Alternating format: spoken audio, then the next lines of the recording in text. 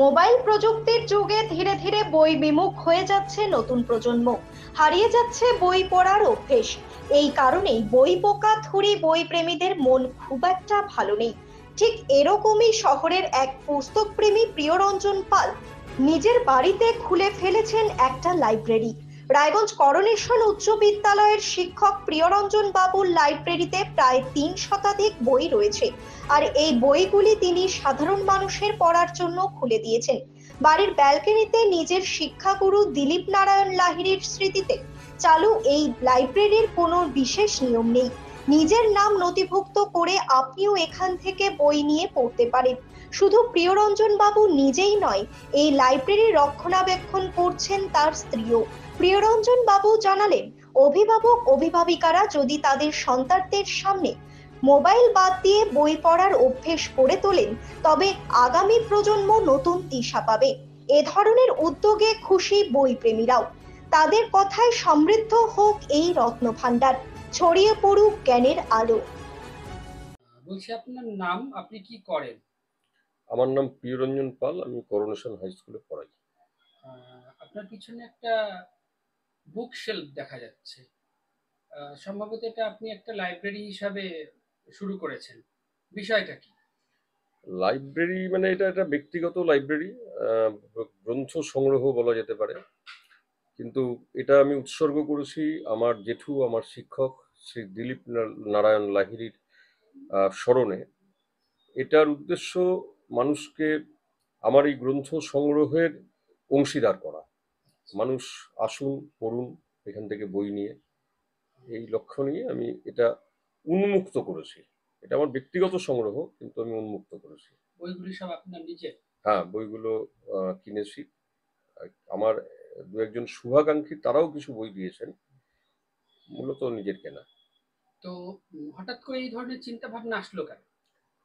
এই ধরনের চিন্তা ভাবনা আসার পেছনে মোবাইলের আবিষ্কর্তা মার্টিন কুপারের একটি উক্তি আমাকে অনুপ্রেরণা দিয়েছে। মার্টিন কুপার, যিনি মোবাইল আবিষ্কার করেছেন, তিনি বিরক্ত, মোবাইলের অপব্যবহারে তিনি বিরক্ত।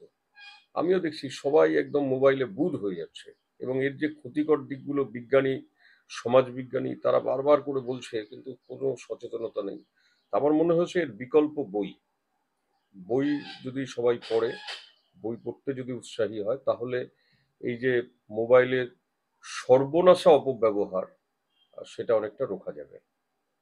কি ধরনের বই আছে এখানটায়? এখানে সব ধরনের বই আছে।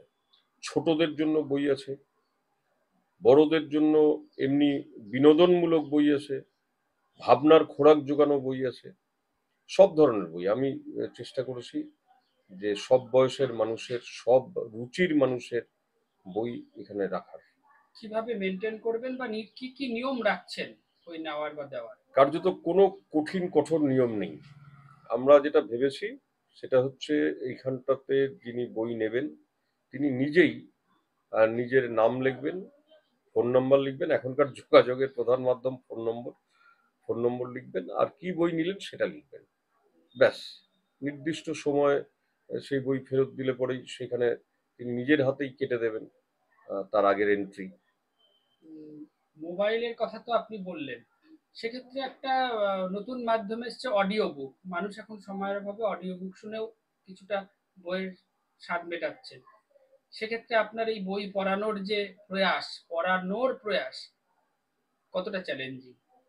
বিরাট চ্যালেঞ্জিং। মানুষ বই পড়ছে না, এই কথাটা প্রথমেই মেনে নিতে হবে, বিরাট চ্যালেঞ্জিং। কিন্তু যে অডিও বুকের কথা হলো, সেই অডিও বুক নিঃসন্দেহে একটা বিকল্প, কিন্তু সেটা হচ্ছে খানিকটা দুধের স্বাদ ঘোলে মেটানোর মতো বিকল্প।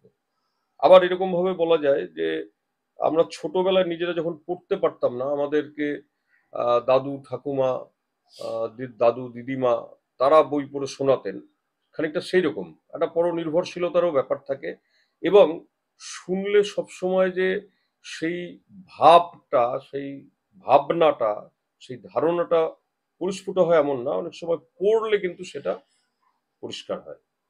বর্তমানকালে শিশুরা বই বিমুখ হয়ে যাচ্ছে। সেক্ষেত্রে আপনার অভিভাবকদের কাছে কি উদ্দেশ্য, মানে মতামত থাকবে? আমার একদম স্পষ্ট মতামত, শিশুদের যে বই বিমুখ হওয়া, মোবাইল মুখী হওয়া, এর জন্য দায়ী অভিভাবকেরা। বাবা মা তারা যদি নিজেরা মোবাইলে বুঁদ হয়ে থাকেন, তারা যদি মোবাইল কাজে এবং অকাজে ক্রমাগত দেখতে থাকেন, তাহলে হচ্ছে সন্তান সেটার প্রতি আকৃষ্ট হয়। বাবা মা যদি বই তুলে নেন, দিনের মধ্যে একটা সময় যদি বাবা মা অন্তত বই পড়েন, তাহলে সন্তান তাকে দেখে বই পড়তে পারে। আমি নিজের একটি অভিজ্ঞতার কথা বলি। আমার এক ট্রেন যাত্রা এরকমটা দেখার সৌভাগ্য হয়েছিল যে বাবা মা এবং শিশু তিনজনেই বই পড়ছেন। আমি খুব কৌতূহলী হয়ে জিজ্ঞেস করেছিলাম, এই সময় আপনারা বই পড়ছেন? বলে হ্যাঁ, অসুবিধা কি? তো এইটা আমাকে খুব আকৃষ্ট করেছিল এবং আমি প্রমাণও হিসাবে মনে করেছিলাম ঘটনাটা। বাবা মা বই পড়লে শিশুও বই পড়ে। তাই আমি অভিভাবকদের কাছে বলবো যে আসুন, আপনি আপনার নিজের জন্য একটি বই সংগ্রহ করুন এবং আপনার শিশুর জন্য একটি বই নিয়ে যান। আপনাকে পড়তে দেখলে আপনার শিশুও বই পড়বেন। কি নাম তোমার? আমার নাম কুশল কর্মকার। কি করো তুমি? পড়াশোনা করো? আমি ক্লাস এবার 11-এ উঠলাম। এখানে কি করতে লাইব্রেরিতে? আমি সাধারণত বই পড়তে খুব ভালোবাসি। এবার আমাদের কাছে হচ্ছে লাইব্রেরির কোনো ব্যবস্থা না থাকায় আমাদের বই পড়তে খুব সমস্যা হতো। যাই হোক, প্রিয়রঞ্জন স্যারের দৌলতে আমরা প্রিয়রঞ্জন স্যারের বাড়িতে একটি খুবই আকর্ষণীয় একটি লাইব্রেরি আমাদের উপহার সম্বন্ধে ভাবে পেয়েছি, যার জন্য আমাদের পাঠকেদের খুবই সুবিধা হচ্ছে বই পেতে। যাই হোক, এর মধ্যে আমি প্রথম যেদিন লাইব্রেরি হচ্ছে শুরু হয়েছিল, ওদিনকে আমি একটি বই নিয়ে গিয়েছিলাম। যাই হোক, ও তারপরে আজকে আমি সেই বইটা ফেরত দিলাম এবং আজকে একটি নতুন বই নিয়েছি, যেটার নাম হচ্ছে পাগলা দাশু। এরকম করে আমরা হচ্ছে বই পড়ার মাধ্যমে পাঠক পাঠিকাদের মধ্যে এই বইয়ের সংবাদটি ছড়িয়ে দিতে আগ্রহী হচ্ছি। শুভজিৎ দাসের রিপোর্ট, নিউজ বৃত্তান্ত। সব মাই চায় মেয়েকে রাজরানীর মতন সাজাতে, সাজিয়ে তুলতে চায় সোনার গয়নায়।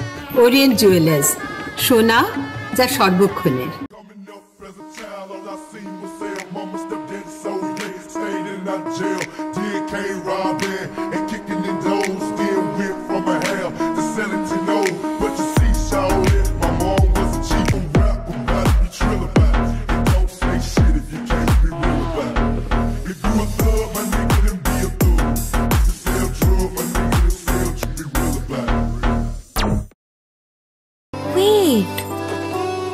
So this was your wedding look. Oh my god, Tammy, you look pretty.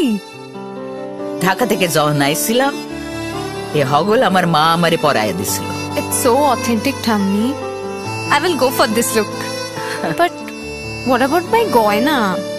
সাদা রঙের রুমালটিতে গোলাপি রঙের কাজ, সব মিলিয়ে দারুণ হবে নতুন কনের সাজ।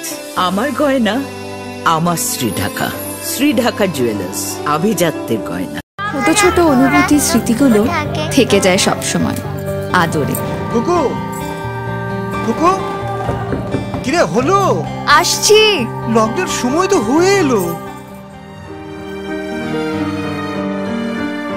কিছু স্মৃতির ভাজেই তোলা থাকে শুভারম্ভে প্রাপ্তি।